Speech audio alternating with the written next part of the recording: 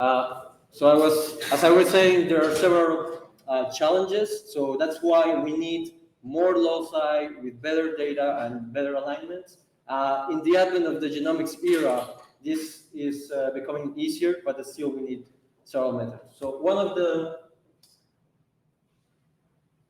most utilized tools to do this is target enrichment, where we target a specific set of loci, mainly exonic genes that are conserved enough to amplify to all the methods we want.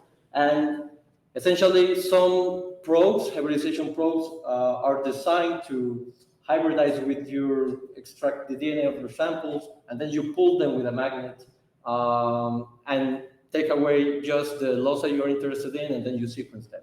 This method probably amplifies hundreds of homologs among non-model species. So this has been the main tool established in the last few years, especially in plant phylogenomics and some animals and so on.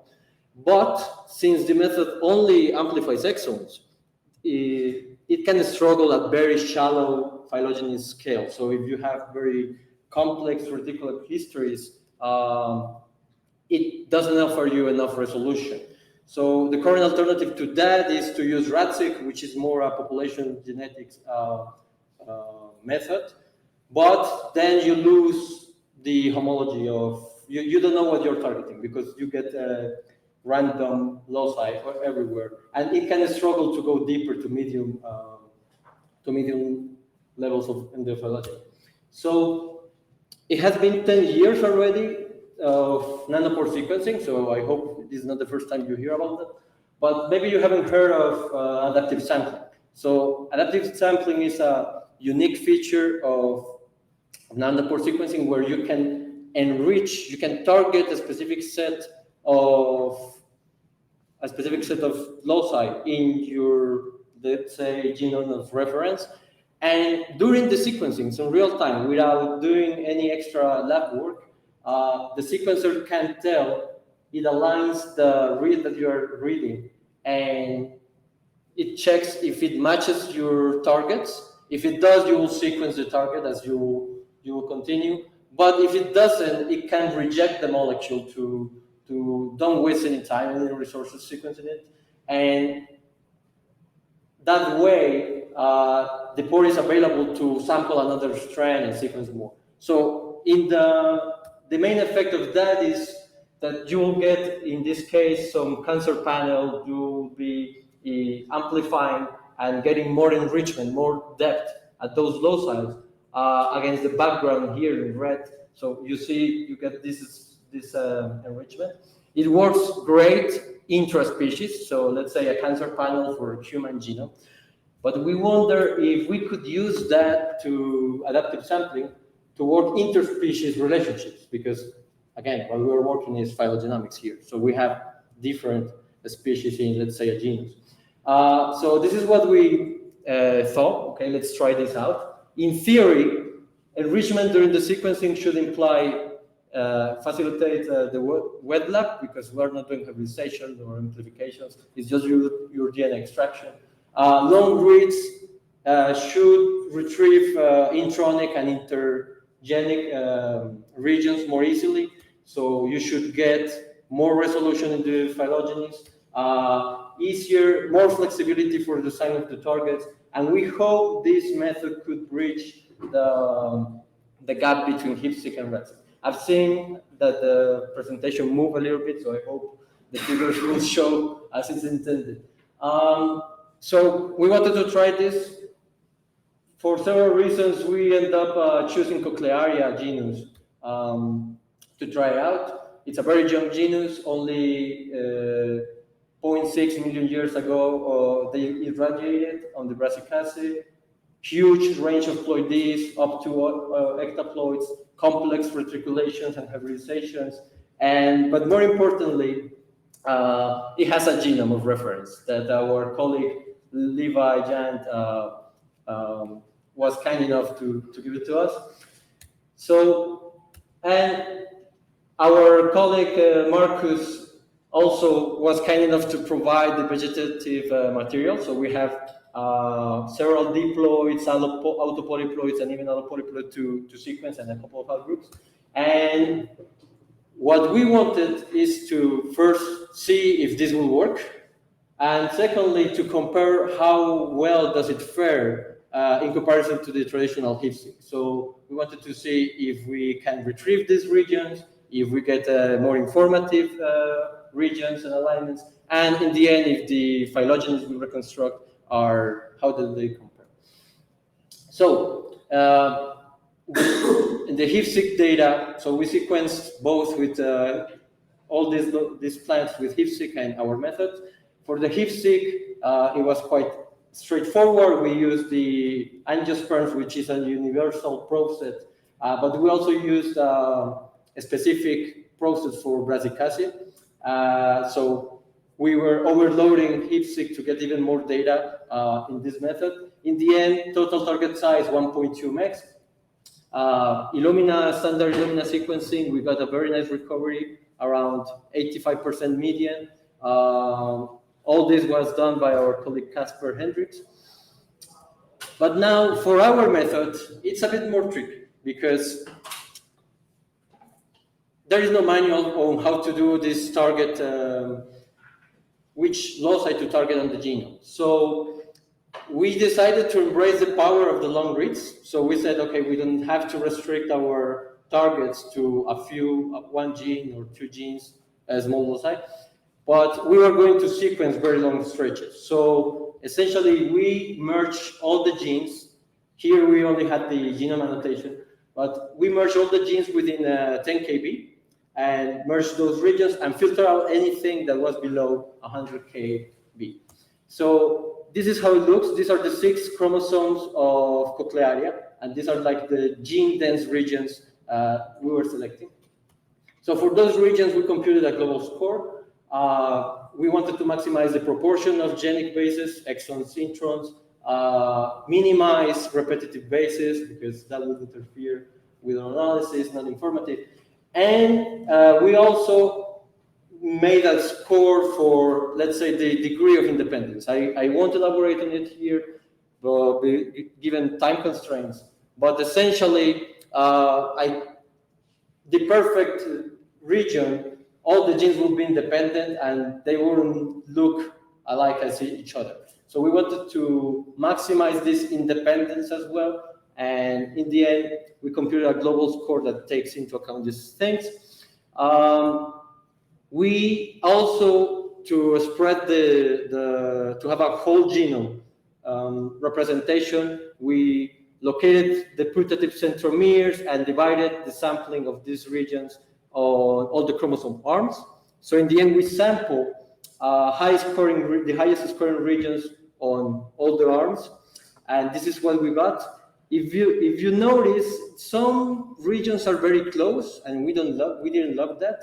So we added a penalty to sample dynamically these regions by proximity. So if 2 regions are too close together, I penalize them for the algorithm to choose something else.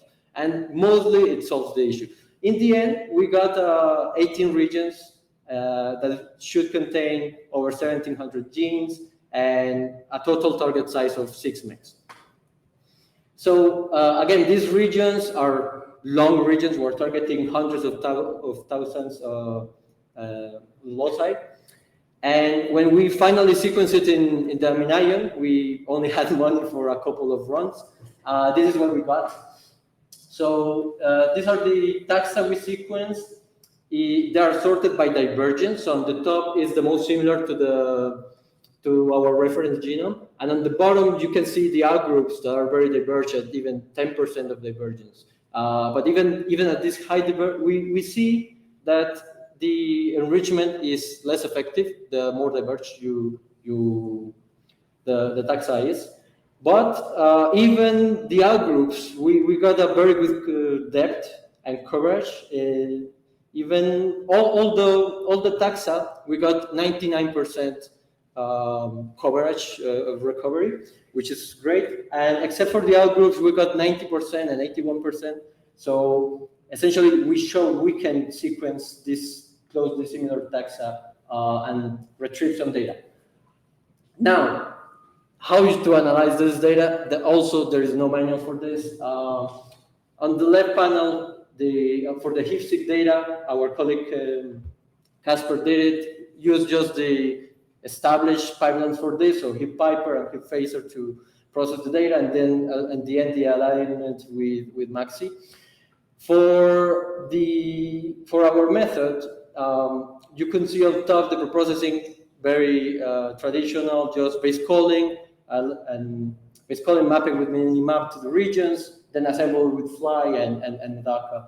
The problematic part was the multiple sequence alignment, because these regions were too big for that, fragmented assemblies. In the end, I settled with Cactus, with the progressive alignment, which is a whole genome alignment. I thought that Cactus would handle it well, because if it can handle genomes, maybe it can handle these regions. But turns out it was struggling a lot to put them together. So in the end, I help him orienting the scaffolds, the context, with RACTAC beforehand, and then those sequences he could put it together in the alignment better. So we got like a 70% recovery at that stage at the alignment. Then sorting the parallel resolution and finally getting long alignments was a struggle. I won't elaborate, but after we got some alignments done, we go into gene reconstruction with IQ3, then filter and collapse unsupported branches, and a species tree reconstruction with Astral, just to compare. So these are the summary alignment statistics. So focus on the last two rows. We got, essentially, with our method, 4 times more sites. These are totally covered sites, like with most of the taxa, 4.7 times more sites. We have more information, 60% more informative density of sites, because essentially we're getting these intronic intergenic regions. And in total, we generate 8 times more data. In the end, this is the distribution of informative sites. With HIF-seq, you only get the maximum site is 250. With our method, we can get even thousands of informative sites. But this also translates into better bootstrap values on the resolution of those gene trees. In the end, the species tree is what matters. So we see that the topologies look alike in the deeper branches, but in the young branches, HIF-seq cannot resolve those regions. They are too problematic. And our tree actually matches the latest reported phylogeny done with transcriptomics data. This is more clear with the incongruence, discordance pipe charts, where we see better resolution with our method, although it's plugged with incomplete lineage sorting, so some level of conflict in these younger branches is expected, but this is what we got. So concluding remarks, we showed that this method is viable. We can target interspecies. There are a couple of limitations. You will need a genome to do this, and divergence definitely affects your capacity to enrich. I think we can improve this, but we showed that our outgroup diverged almost 10 million years ago, and we could still retrieve sequences from those. So there is flexibility there. Compared to HIF-seq, we produce more informative data, bigger alignments of higher quality, and this gives us higher resolution on the phylogenetic scale. It also will retrieve the method. I couldn't elaborate on this, but we have extra information for facing the hybrid lineages. I think we could retrieve, let's say, these genomes and figure out where the parentals will come from, but we need to analyze that still. You'll have a structural information and also synteny, and it would be a challenge I would love to discuss with phylogeny people working in evolution. What kind of analysis could you use with that data if you knew the synteny and the structural variations that come with it? So thank you very much. I wanted to acknowledge my lab in the Institute of Botany and my colleague Roswitha. We had no money for this, no funding, so a huge thank you to my institute that essentially we were scratching the pot for it. So that's all for me. Thanks. Thank you so much.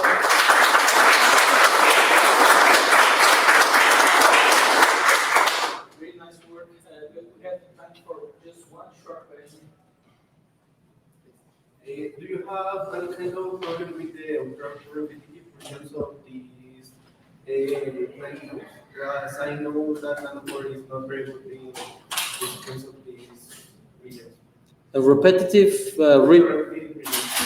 I think that's a myth. I have no problem resolving repetitive regions. No. Of course, I minimize the presence of my target, so I didn't enrich for many of those. But you can, Nanopore doesn't have any problem with that.